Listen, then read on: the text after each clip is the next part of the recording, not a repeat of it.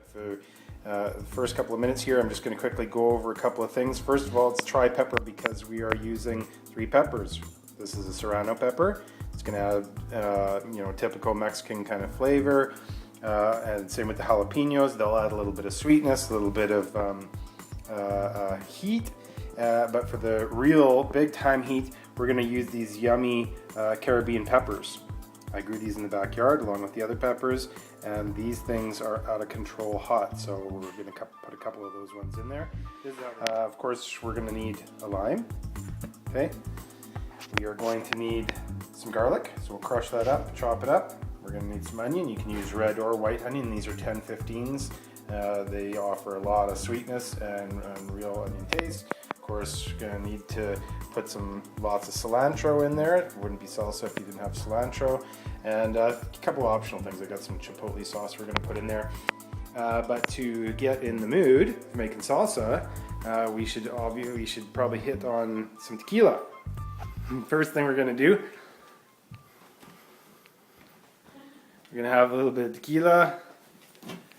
We're going to put our salsa making hat on.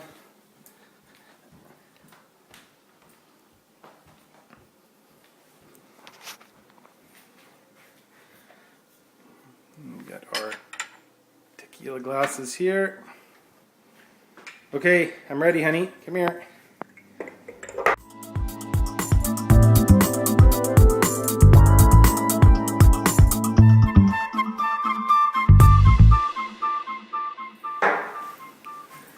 Okay, put that down. Okay, let's get busy. I like to buy these big cans of tomatoes. They're consistent. They're always got a beautiful color and beautiful flavor. So we're going to open up this can, we're going to drain off some of the water, and then we're going to start cutting up these peppers. I'm going to talk to you about being careful and making sure that you don't burn yourself with these peppers, because some of them can be really hot.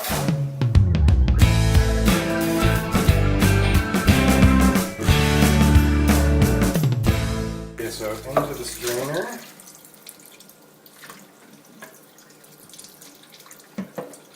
We'll put about, I usually use a half to 2/3 of the can, and then I keep the rest of the tomatoes for another dish. So tomorrow maybe I want to make a little bit of spaghetti sauce or something like that.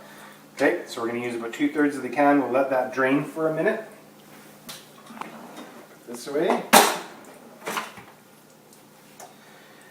Okay, so you come around to this side here. I want you to get a better view. What we're going to do is we're going to be doing it in the food processor too, and it's going to be a 2-step process.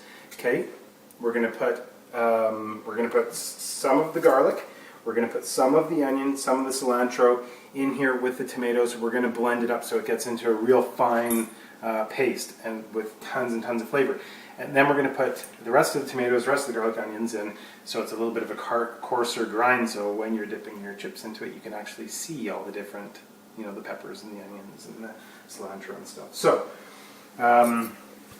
we'll split our cilantro in half. Give it a quick chop with the processor. Our onion.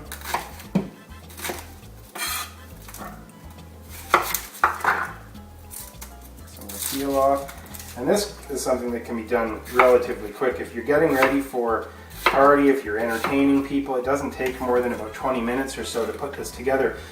But also one thing that I found if you're entertaining a lot like we do is don't worry about busting your balls getting ready and preparing before your friends show up, because quite often people like to see you cook. So you can get stuff prepared, and then while everybody's enjoying a drink and getting settled at your dinner party, you can sit there and cook and talk at the same time.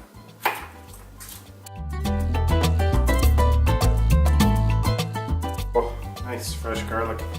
Can you smell that garlic? Give that away. That's nice. So again, just a coarse chop in there. Serrano pepper. Okay, no heat in the serrano pepper. These things are great in the salsa as kind of a filler with a really mild taste, or you can throw them up with onions, put them into fajitas. Oh, they're just delicious like that.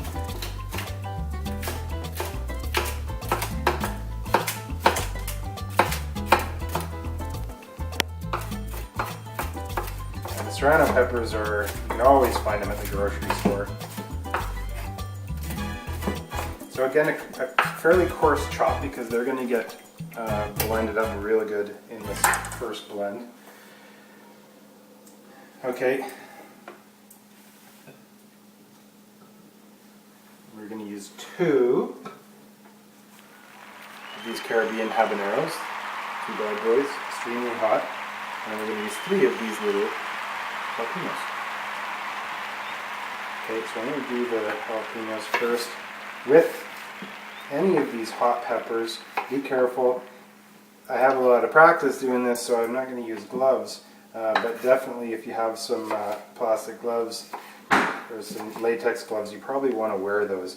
But the most important thing is just to try and avoid touching the seeds with the skin of your hands, because it'll actually burn your fingers and stuff. And I had that happen to me just the other day when I was picking right before our frost. I picked all our peppers here, and it wasn't very comfortable.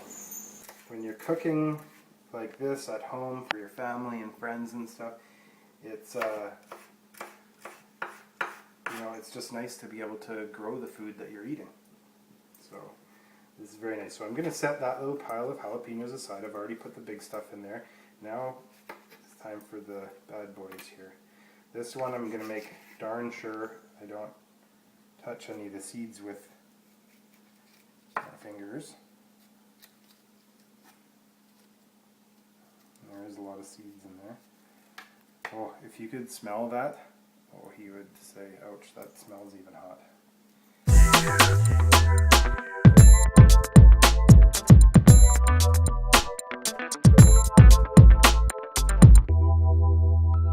Just to recap, we have our coarse stuff in here. This is level 1. We got all our peppers in here, half of the serranos, onions, garlic, and we're going to blend that up with some tomatoes, and then we're going to get started on level 2. Okay, tomatoes.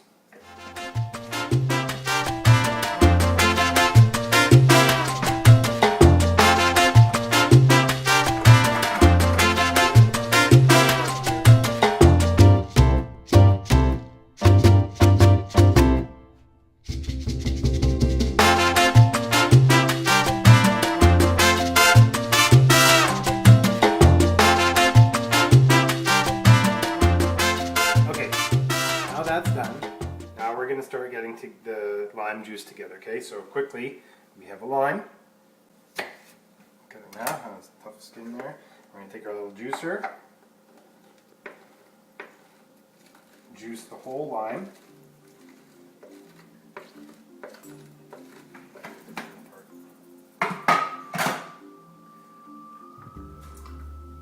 Lime juice goes right into the mix.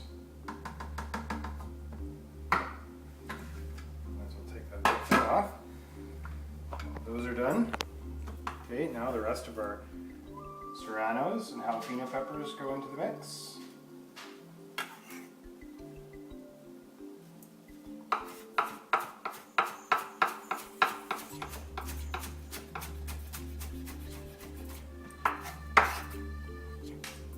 This fresh salsa is so much better than store-bought salsa. It's nice and crunchy. There's lots of different flavor levels. You can make it as spicy as you want. You can make it as chunky as you want.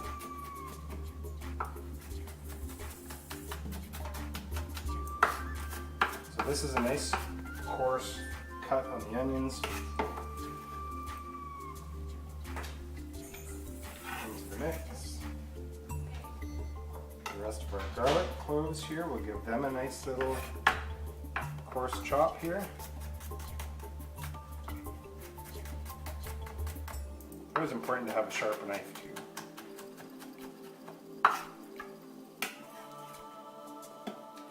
Garlic in there. I like a little bit of smoked chipotle So I like to buy this little bit of hot sauce, just a few little dabs in there. Gives it a little bit of a punch. And then to maintain the flavor, I don't like to put too much lime in, but it does need a little bit more acid, so what we're just going to use a little bit of white vinegar. About an ounce of white vinegar along with the chipotle sauce and the lime juice, and that's all we need for the liquid. Okay. So what are we missing here? We're missing the rest of the tomatoes.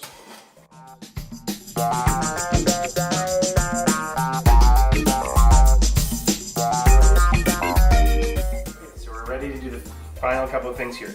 First of all, I said there's no more liquids going in, but we're going to give one back to the gods. So here's a little bit of tequila, just to keep up with the theme here.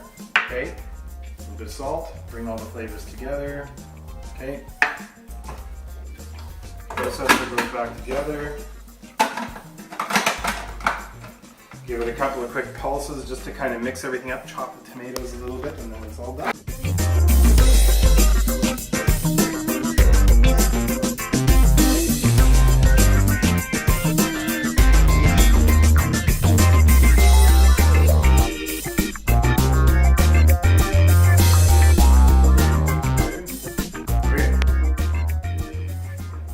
Now it's time for the taste test. I've made this salsa a number of times, so I know it's awesome. But, quick review. Okay, so there's the Pepper Salsa. It's the end of the year. My habanero plants, my jalapeno plants are just grooving with all kinds of great peppers.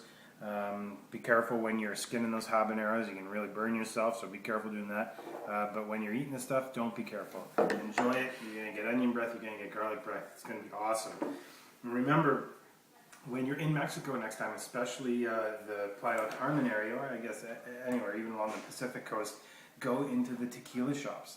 Talk to the people there. If you want to bring a couple of bottles home with you, get them to show you and let you do a taste test on some of the great tequilas that they have in there. Let them talk about it, because there's some great stuff, and it makes for a good party, obviously. It's not like... So, until next time, salud.